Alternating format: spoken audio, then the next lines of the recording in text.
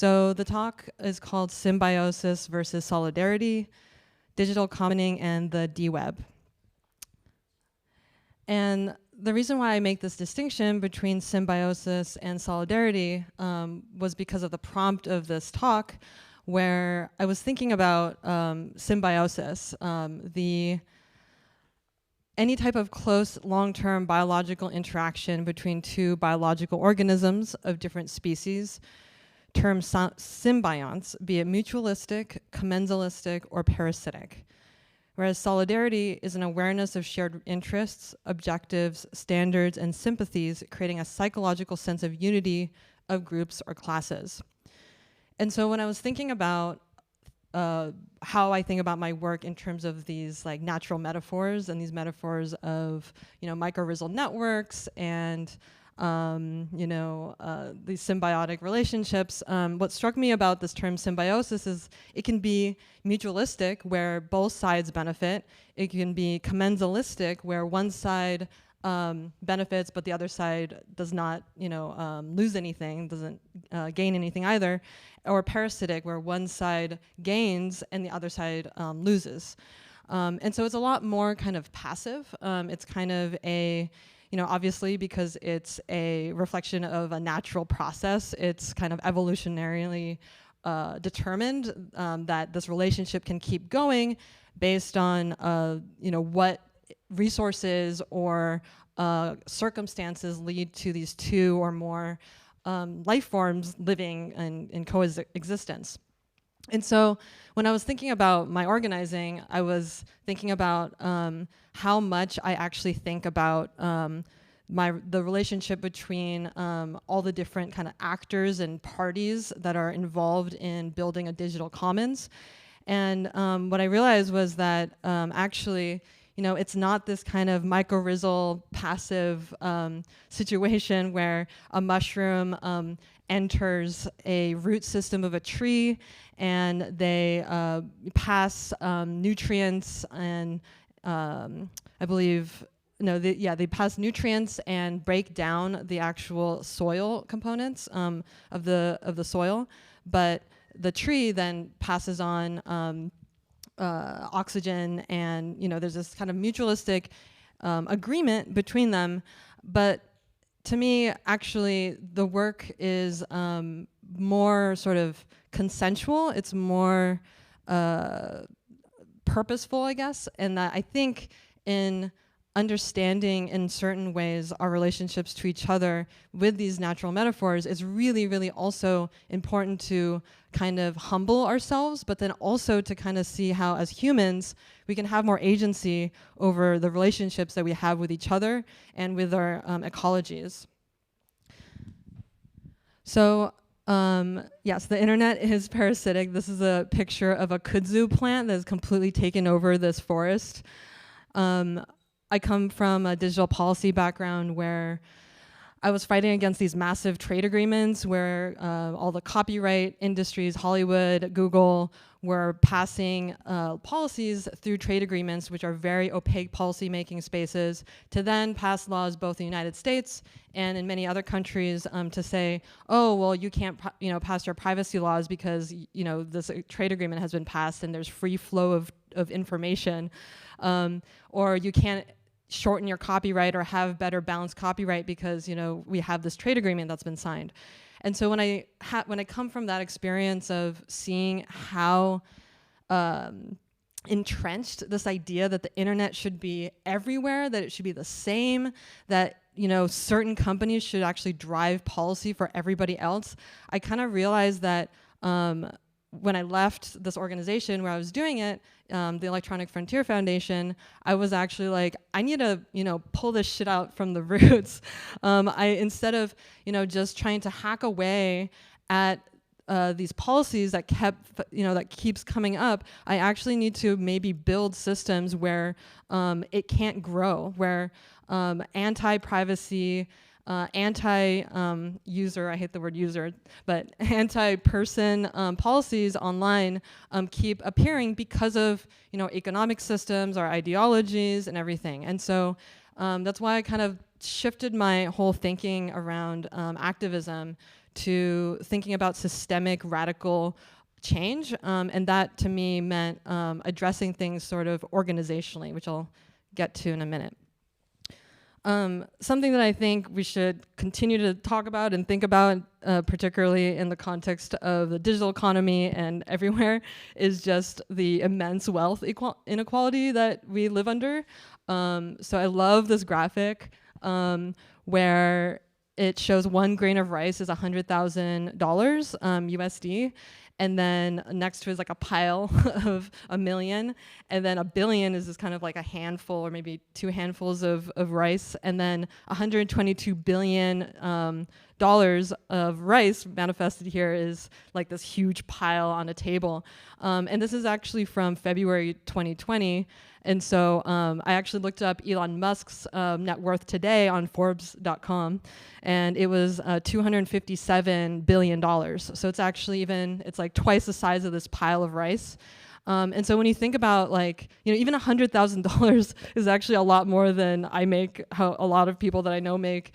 And so being able to influence infrastructure, Jeff Bezos and Elon Musk are both people who own and control a lot of internet infrastructure.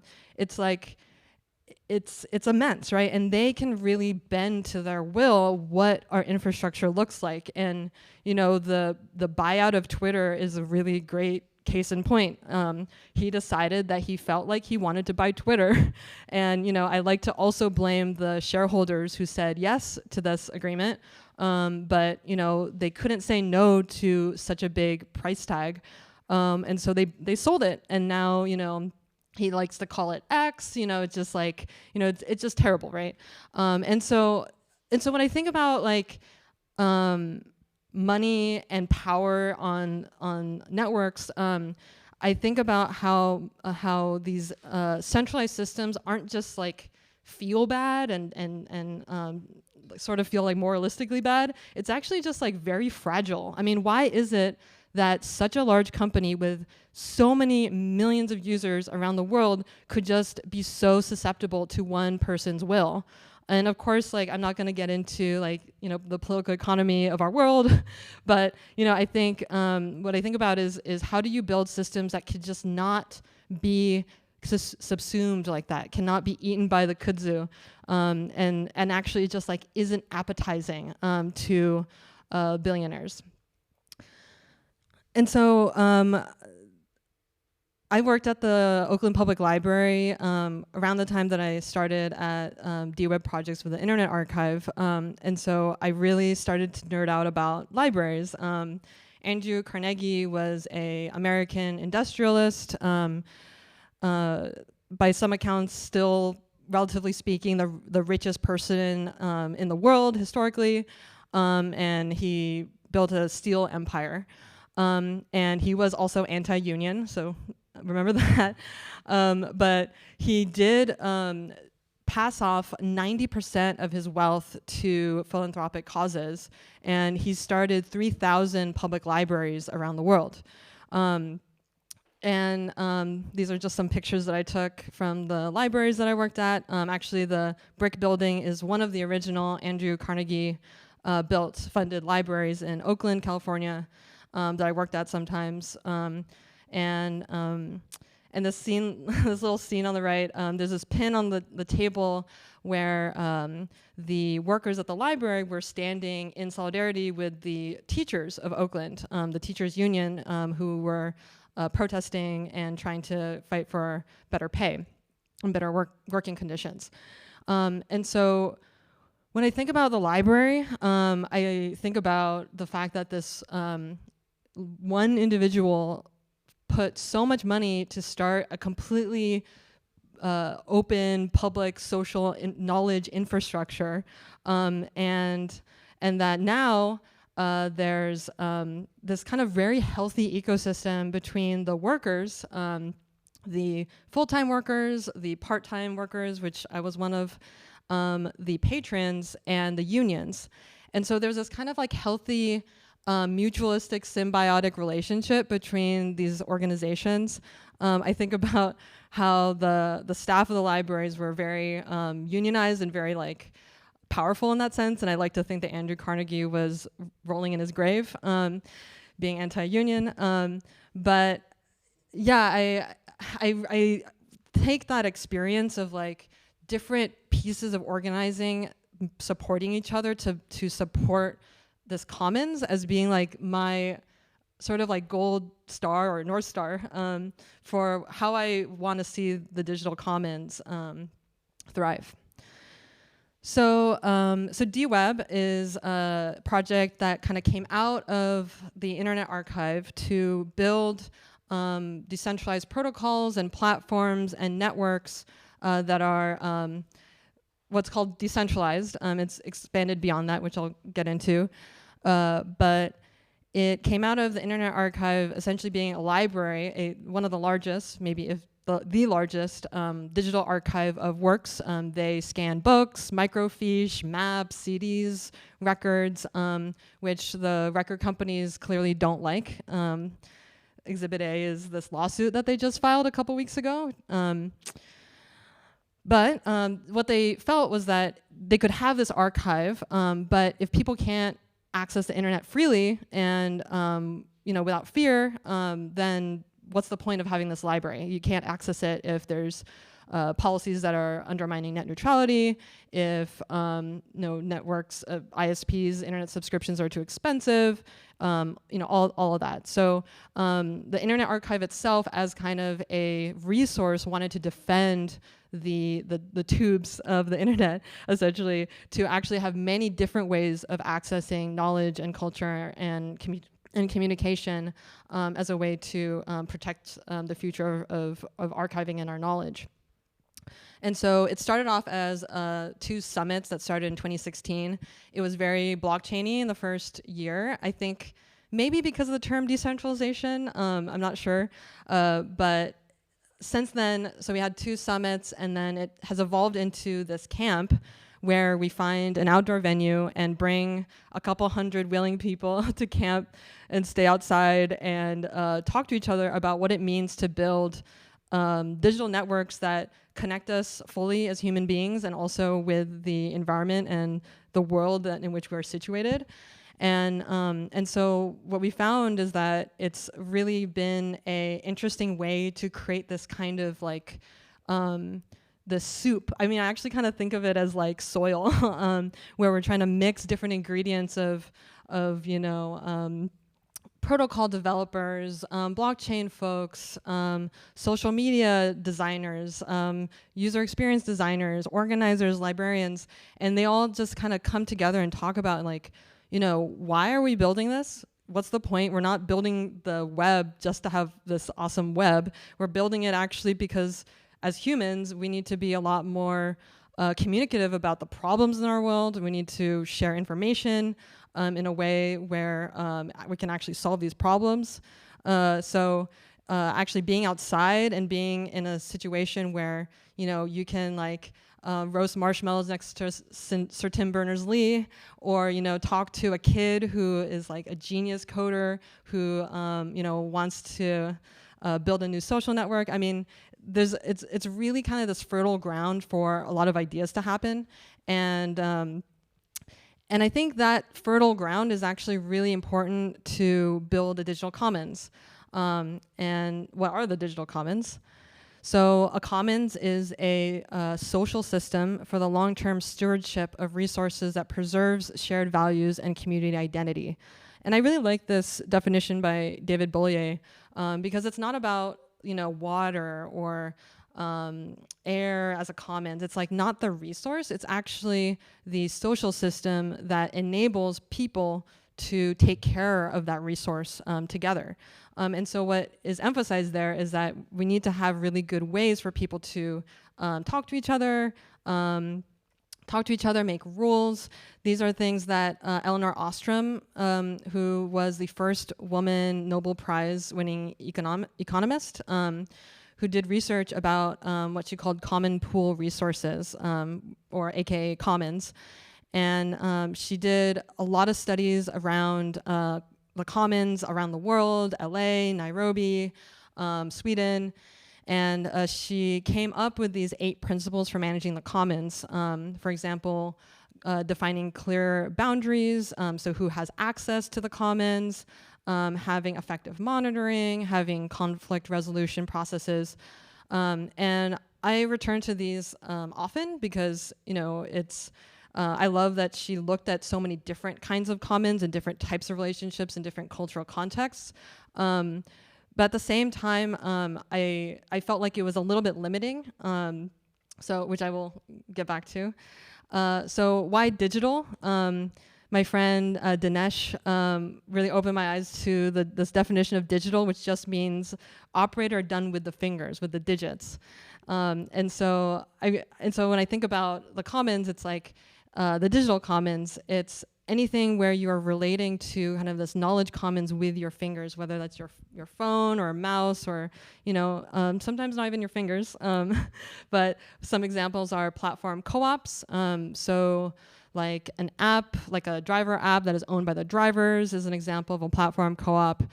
Cultural and research archives like the Internet Archive, free and open source software, and community networks, which are networks that are owned by people who are accessing the internet through their ISP. And so while I really appreciate and rely on Elinor Ostrom's 8 principles, I also have started to kind of think about these like approaches to organizing, which I feel like is about building a commons and sort of like cultivating this soil of like shared principles and relationships, whereas Elinor Ostrom was talking about kind of maintaining an already existing commons. And I think this is particularly tricky in the digital context where people are around the world, people speak different languages, have different value systems. And so one of the first things that I did as an organizer with DWeb was to embark on this process to define the DWeb principles. So the DWeb principles came out of about a year-long process where we talked to like 20 people around like what is it that we actually are aiming for. So to me, like it wasn't satisfying that saying the web should be decentralized was like enough of a vision. Sure, I don't want a centralized internet, but what does it mean to make a decentralized internet beyond just like, I don't know, having distributed protocols and things on the blockchain? So we started talking to people at the first DWeb camp in 2019 at this mushroom farm in California, and started to then just define what it was that we were actually wanting to see to actually embed into decentralized web. And I'll talk about the DWeb principles in a second. But then out of defining these shared principles, just because you have principles doesn't mean that you actually are able to relate to each other well. And so what's been really core to the projects that I work on, and particularly DWeb, is really seeing how we can have really clear codes of conduct, build a community of trust so it's not competitive. We're all like, rooting for each other, we're rooting for each other, and it's like not a environment where we're just trying to, see one solution succeed, because as the term, decentralized or distributed connotes, like we can't just have one way of organizing information, accessing networks to work for everybody, because the world is too diverse and too unique in different contexts to allow for that. And so it is like, it's kind of like nebulous, I guess, in a way, but we really want to have this culture of trust and mutual respect. And finally, in this third approach, establish clear boundaries around roles and labor. In my project Compost Magazine and Distributed Press, there are 2 sister projects that kind of interweave with each other. Compost is a magazine about the digital commons. We curate works of art, reflections, experiments about building the web as a shared resource with active stewards. and distributed press, an open source publishing tool that enables content to be published and monetized on the World Wide Web and decentralized web.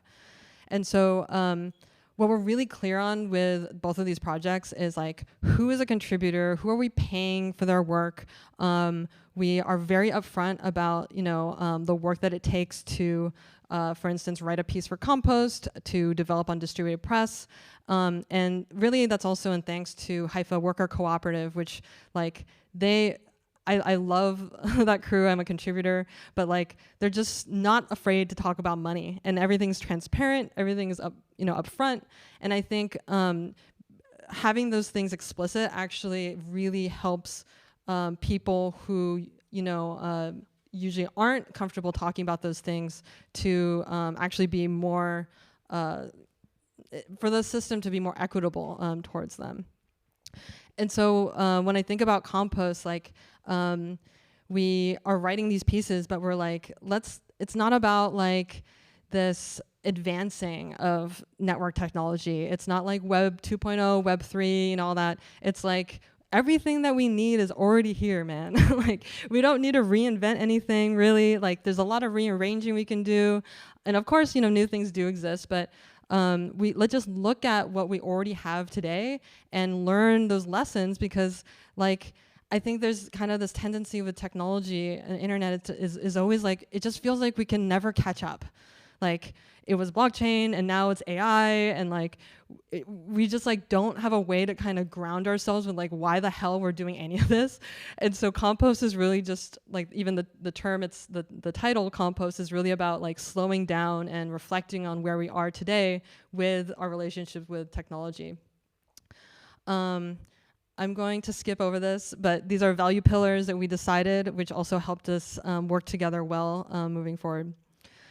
So the DWEB principles, we wanted to make sure that it wasn't like a new idea. We wanted to say that this is something that we felt like we were all kind of like swirling around, but we wanted to kind of identify as a kind of like shared protocol for our work. And so I'm not going to go over all of them. There's 5 principles, but the first one is technology for human agency. And while I was working on this talk, something that kind of struck me was this one: we urge coexistence and interoperability and discourage walled gardens. And when I think about interoperability, it's like allowing components of different systems to pass to each other. So it's not like one system is the way you go and you can only use that, which many of the corporate platforms, you can't take all of your data and port it over to another one. Even in terms of hardware, like there's all this DRM on hardware. You can't just like fix things at all. And so when I think about interoperability, and I'm about to embark on this research about interoperability, like I actually really want to think about how interoperability is this means of creating symbiosis, mutualistic symbiosis in the digital realm. I think I'm running out of time a little bit, so okay. Yeah, and I guess I'll talk about this other one. We aim for peer-to-peer relationships rather than hierarchical control and power imbalance.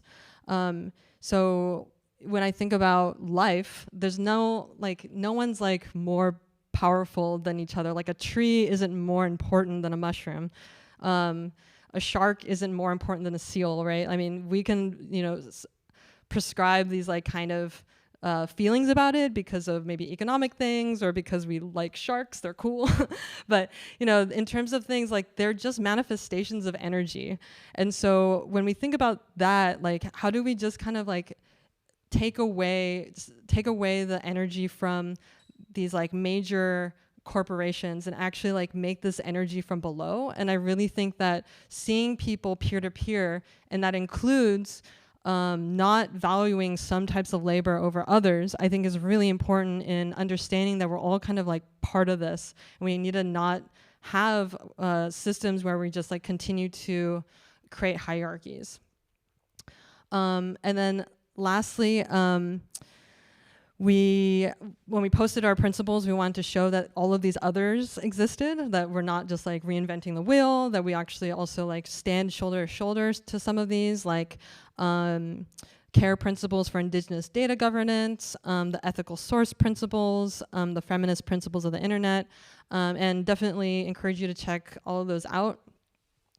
And so in this work and kind of thinking about how I pull these systems like from the root to try and make these alternative systems, defining these principles, creating this culture of trust, having these boundaries around labor and work, we've started to create this little community called DWeb, and several folks here tonight have come to camp or have been involved in other ways.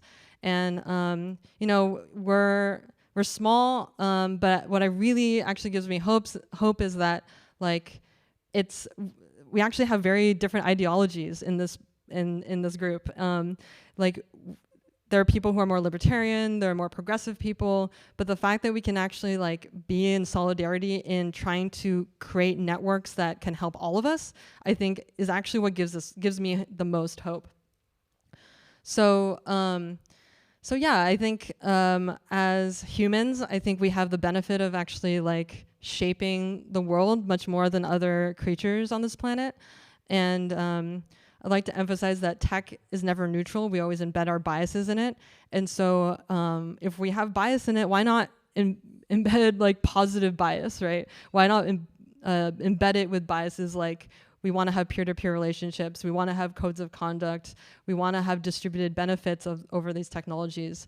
And I think in thinking about how, as humans, we can shape the world, I love this quote by David Graeber. The ultimate hidden truth of the world is that it's something that we can make, or that we make, and could just as easily make differently.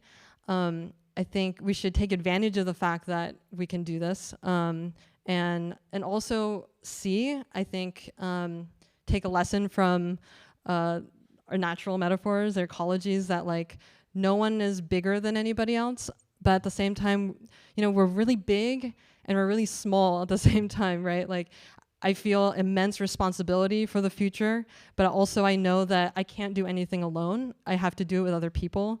And so it's kind of this like holding these two kind of realities at the same time, but then doing something with it in the little ways that I can. So thank you. That's it.